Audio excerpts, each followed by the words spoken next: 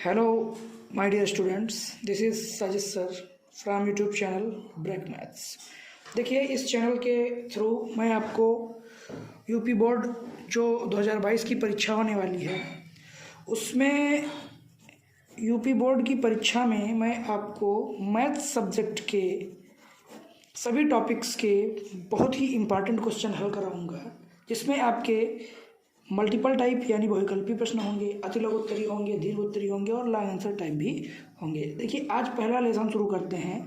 Chapter first जो है आपका संख्या पद्धति। इसमें मैं आपको बहुविकल्पी प्रश्न कराऊंगा और मैं वो आपको सारे ऑल टाइप्स कराऊंगा। मैं सारे टाइप कराऊंगा जो एग्जाम में पूछे जाते हैं। या तो आपको सेम टाइप मिलेगा क्वेश्चन का, या तो आपको सेम क्वेश्चन परीक्षा में देखने को मिलेगा। चलिए शुरू करते हैं। देखिए, हमारा पहला क्वेश्चन है कि यदि 336 तथा 54 का मासा 6 है तब लासा क्या होगा। देखिए, 336 और 54 का मासा दिया हुआ है, लासा निकालना है। तो आप जानते हैं, आपने पढ़ा है AB बराबर HL। A पहली संख्या, B दूसरी संख्या, H मासा और L लासा होता है। हम क्या करेंगे, A की वैल्यू 336 पुट करेंगे, B की वैल्यू 54 रखेंगे, H की वैल्यू 6 गुणे L। ये गुणे में इधर लाते हैं तो बटे में हो जाता है। तो आपका L बराबर हो जाएगा 336 गुणे 54/6। देखिए, फिर हम क्या करेंगे, जब इसको हल करेंगे तो L की वैल्यू निकल आएगी और इसको हम हल कर लेंगे। तो यहाँ से हम देखते हैं कि जो लासा है वो आपका 324 आ रहा है। बहुत इंपॉर्टेंट क्वेश्चन है, आप तैयार करते रहिए। देखिए, अगला जब क्वेश्चन देखेंगे, अगला क्वेश्चन कह रहा है कि यदि 65 तथा 117 के HCF को 65m - 117 के रूप में लिखा जा सकता है तो m का मान होगा। देखिए, आंसर इसमें 2 होगा। हम क्या करेंगे, जब m की जगह पे 2 रखेंगे और 65 से उसकी गुणा करेंगे और 117 घटा देंगे तो जो संख्या आएगी वो हमारी 65 और 117 का HCF होगा। बहुत इंपॉर्टेंट क्वेश्चन है, इसको ध्यान दीजिएगा। देखिए, अगला ये सीरीज है हमारी, सीरीज के हिसाब से चलते हैं। देखिए, अगला ये बोल रहा है कि सबसे छोटी भाज्य संख्या तथा सबसे छोटी अभाज्य संख्या का HCF होगा। तो दोस्तों, ये तो आप जानते ही हैं कि 2 होता है। अगला क्वेश्चन है 870 तथा 225 का HCF क्या होगा। देखिए, 870 और 225 का HCF निकालने के लिए हम आपको बता चुके हैं कि अगर कोई भी संख्या है और उसका HCF आपको निकालना है तो उनके हम क्या करते हैं, अभाज्य गुणनखंड कर लेते हैं। तो हम 870 के अभाज्य गुणनखंड कर लेंगे, 225 के अभाज्य गुणनखंड कर लेंगे और इन दोनों में जो संख्याएं कॉमन होंगी उन संख्याओं को ले लेंगे। अगर सेम संख्या है तो वही संख्या लिख देंगे, या तो हम गुणा कर देंगे संख्याओं की। तो यहाँ पे तो 15 मासा, ठीक है। आगे कह रहा है कि दिया हुआ है कि HCF 2 संख्याएं ब्रैकेट में दी हैं, मतलब ये है कि इन दोनों संख्याओं का HCF 9 है और LCM बताना है। तो दोस्तों, इसमें भी AB बराबर HL से हल करेंगे तो इसमें आपका आंसर 22,338 आएगा, यानी कि 22,338। देखिए, ये क्वेश्चन मोस्ट इम्पॉर्टेंट क्वेश्चन है और बोर्ड परीक्षा में कई बार पूछा गया है। तो इस क्वेश्चन को आप बहुत ध्यान से तैयार कर लीजिए, समझ लीजिए। 22,338 आंसर आएगा। ये बहुत इंपॉर्टेंट क्वेश्चन है। अगला देखिए, कह रहा है कि 95 तथा 152 का मासा ज्ञात कीजिए। 95 तथा 152 का मासा ज्ञात करने के लिए हम दोनों के अभाज्य गुणनखंड करेंगे और हम देखते हैं कि दोनों का मासा 19 आएगा। देखिए, क्वेश्चन ध्यान से समझिएगा, बहुत इंपॉर्टेंट क्वेश्चन है। अगला क्वेश्चन नंबर 7 कह रहा है कि 475 तथा 495 का मासा है। इसमें भी हम 475 और 495 के अभाज्य गुणनखंड करेंगे और फिर हम देखते हैं कि आपका मासा जो है वो 5 आ रहा है। देखिए, यहाँ पे मैं आपको अभाज्य गुणनखंड करके नहीं दिखा रहा हूँ। इससे होता है क्या है, इससे थोड़ा सा टाइम वेस्ट हो रहा है, तो मैं टाइम न वेस्ट करके मैं सीधे आपको बता दे रहा हूँ। आगे जो क्वेश्चन आएंगे वो मैं आपको जरूर सॉल्व करके दिखाऊंगा, सॉल्व करके बताऊंगा। देखिए, 8वां क्वेश्चन 870 और 225 का मासा है। इसके भी हम अभाज्य गुणनखंड करेंगे और इनके अभाज्य गुणनखंड करके हम देखते हैं कि इनका मासा कितना आ रहा है, 15। देखिए दोस्तों, ये बहुत इंपॉर्टेंट सीरीज चल रही है, इसको करते रहेंगे। आगे देखिए, हम अपनी सीरीज में आ जाते हैं। तो यहाँ पे हम देखते हैं कि संख्या 135 और 225 का HCF होगा। संख्या 135 और 225 का HCF होगा। इनके हम अभाज्य गुणनखंड करेंगे और यहाँ देखते हैं कि अभाज्य गुणनखंड करने पे मासा 45 आ रहा है। ये जो क्वेश्चंस हैं ये लगातार पिछले 5 सालों में, पिछले 6 सालों में बोर्ड परीक्षा में लगातार पूछे गए हैं, तो इसका मतलब है बहुत इंपॉर्टेंट है। अगला देखिए, कह रहा है 3 संख्याओं 28, 44, 132 का एलसीएम हमें निकालना है। तो हम क्या करेंगे, देखिए, इनके भी अभाज्य गुणनखंड अलग अलग कर लेते हैं। देखिए, 28 हम क्या करेंगे, 28 के बाद गुणनखंड करते हैं तो 2, उसके बाद करेंगे 2, 7 और फिर 7 के बाद करेंगे 1। तो 28 को हम लिख सकते हैं 2 गुणे 2 गुणे 7। उसके बाद आपकी संख्या है 44, तो इसको हम 2 से करेंगे तो यहाँ पे 22 आता है, फिर 2 से करेंगे तो 11 आता है, फिर 11 से करेंगे तो 1। तो 44 को हम लिख सकते हैं 2 गुणे 2 गुणे 11। उसके बाद हम 132 का करेंगे भाज्य गुणनखंड, 2 से करते हैं तो 2 6 बार लग जाएगा और फिर 1 बचेगा, फिर 6 बार लग जाएगा, फिर 3 3, फिर 3 से करेंगे 1 1 और 11 से कर देंगे। तो 132 को हम लिख सकते हैं 2 गुणे 2 गुणे 3 गुणे 11। देखिए हम करते क्या है, देखिए दोनों में 2 गुणे 2 2 गुणे 2 2 गुणे 2 कॉमन मिल रहा, तो हम इसको एक बार लिख लेते हैं 2 गुणे 2।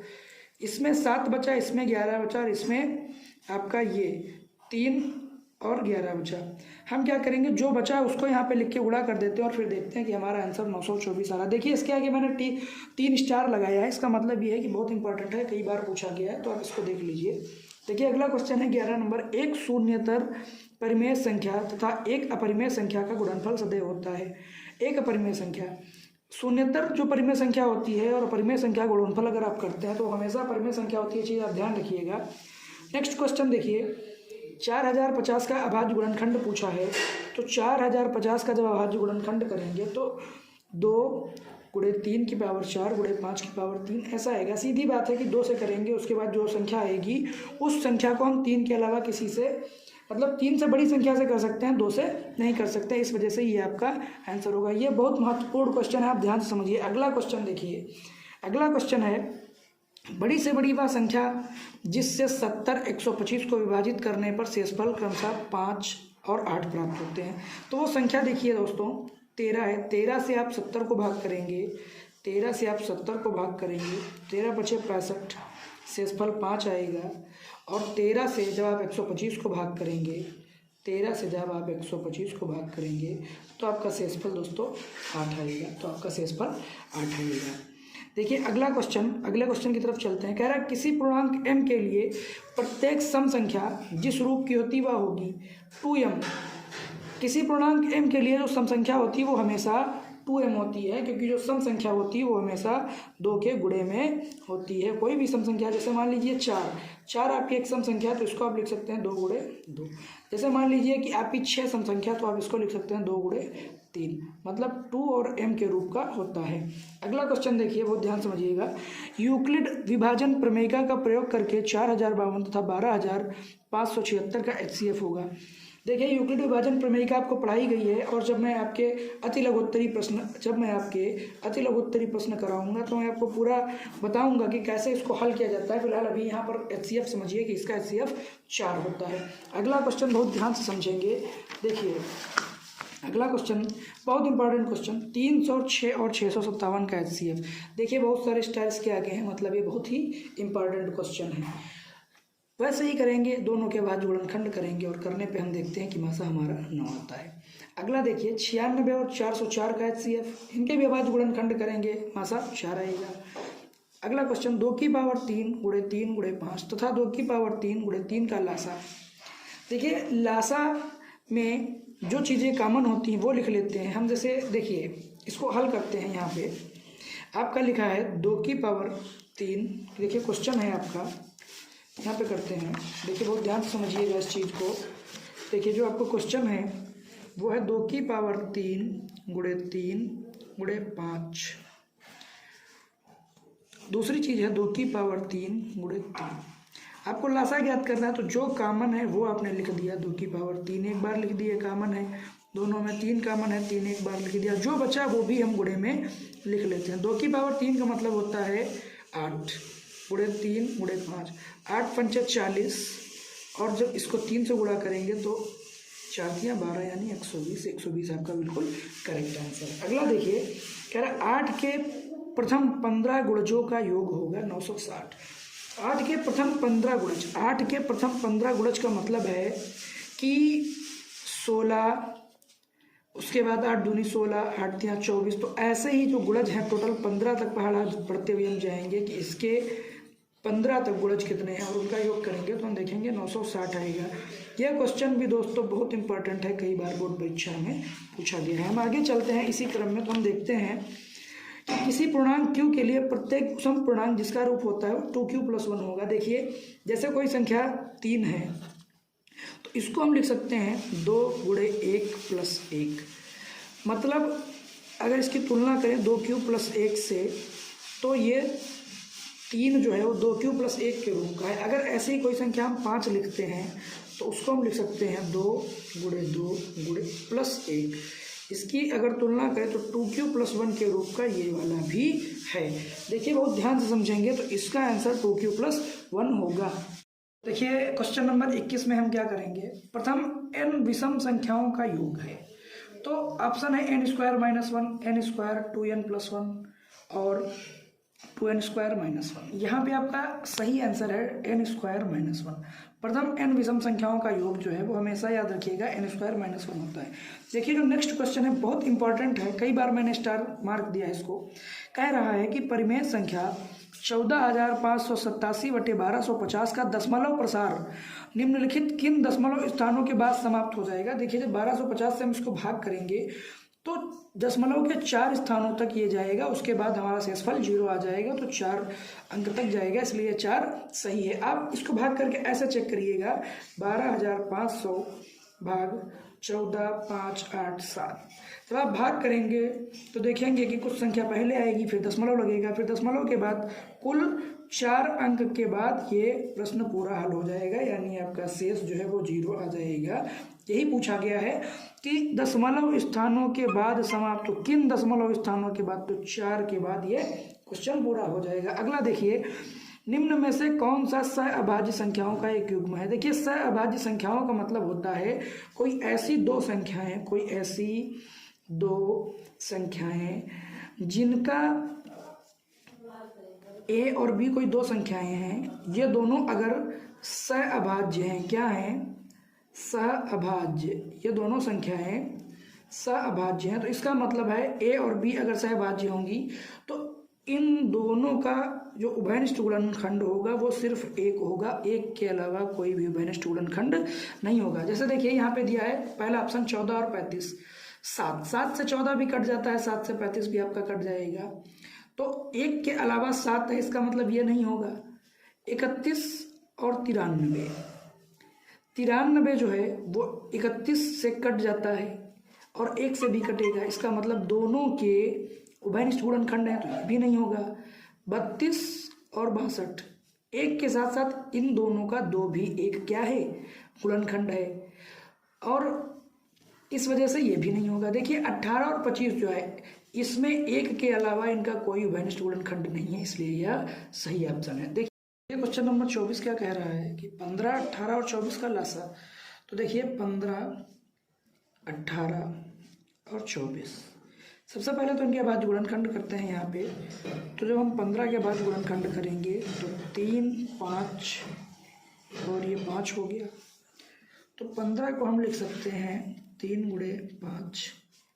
फिर हम 18 के अभाज्य गुणनखंड करेंगे तो 2 से 9 गया, 2 × 9 18 हो गया, फिर 3 से करते हैं तो 3 आएगा, फिर 3 से करेंगे तो 1 आएगा। देखिए 18 को हम लिख सकते हैं आपका 2 × 3 × 3। ऐसे ही जब हम 24 के बाद गुणनखंड करेंगे तो यहाँ पे 2 से करेंगे तो 12 आएगा, फिर 2 से करेंगे 6 आएगा, फिर 2 से करेंगे 3 आएगा, फिर 3 से करेंगे तो 1 आएगा।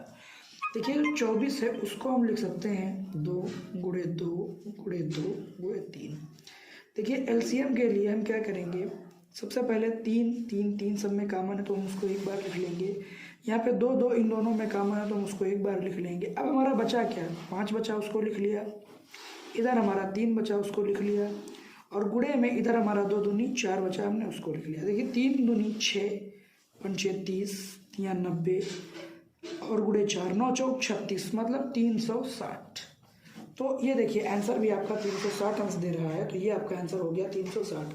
देखिए हमारे सिर्फ 1-2 क्वेश्चन और लास्ट बचे हैं, इनको देखिए बहुत ध्यान से समझेंगे, कंसंट्रेट होकर समझ लीजिए। देखिए क्वेश्चन नंबर 25 कह रहा है दिया है मासा 99 का 153 = 9। मतलब यह है कि दो संख्याएं 99 और 153 है जिनका मासा 9 है और इनका लासा आपको ज्ञात करना है। देखिए हम क्या करेंगे, हमने आपको बताया था कि आपने पढ़ा है ए बी बराबर एच एल।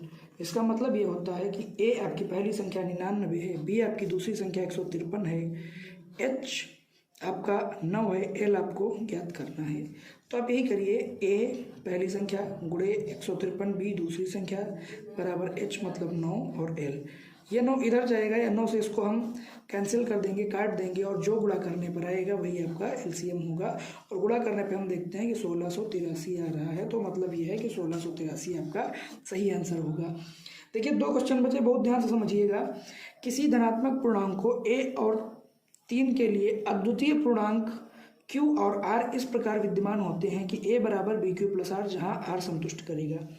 देखिए A और 3, R जो है वो हमेशा इस संख्या के लिए संतुष्ट करता है, तो यहाँ पे जो R है वो 0 और 3 के बीच में संतुष्ट करेगा। R जो है वो 0 से बड़ा होगा लेकिन 0 के बराबर भी हो सकता है, लेकिन 3 से छोटा होगा और 3 के बराबर नहीं हो सकता, इसलिए पहला ऑप्शन सही होगा। देखिए लास्ट क्वेश्चन, एक परिमेय संख्या को एक शांत दशमलव के रूप में व्यक्त किया जा सकता है यदि हर के गुणनखंड केवल हों 2, 3 या 5 केवल, 3 या 5 केवल, 2 या 3 केवल, 2 या 5 केवल। देखिए मैंने आपको बताया है कि कोई भी संख्या शांत दशमलव का रूप तभी होती है, कोई भी संख्या शांत दशमलव का रूप तभी होती है जब उस संख्या का हर 2 की पावर m इंटू 5 की पावर n यानी 2 की घात m और 5 की घात n के रूप का हो, तो वह संख्या शांत दशमलव हो जाती है। जैसे फॉर एग्जांपल हम यहाँ पे 11/10 लिख दें और पूछें कि यह संख्या शांत है या अशांत। देखिए हम हर को उठाते हैं, हर के मवाद्य गुणनखंड करते हैं 2, 5 और 5 1, तो 10 को हम 2 गुणे 5 लिख सकते हैं। इसका मतलब है अगर हम तुलना करें 2 की पावर m और 5 की पावर n से, तो यहाँ पे पावर हम 1 मान सकते हैं, तो इसका ये पूरा रूप आ रहा है, मतलब जो हर है वो इस रूप में है 2 की पावर m गुणे 5 की पावर n के रूप में, अतः यह शांत दशमलव है। तो यहाँ पर इसी हिसाब से अगर हम देखते हैं तो यहाँ पे ये डी वाला आंसर बिल्कुल सही माना जाएगा। डियर स्टूडेंट्स, देखिए हमारा जो चैनल है वो ब्रेक मैथ्स के नाम से है, आप चैनल को सब्सक्राइब करिए, लाइक करिए।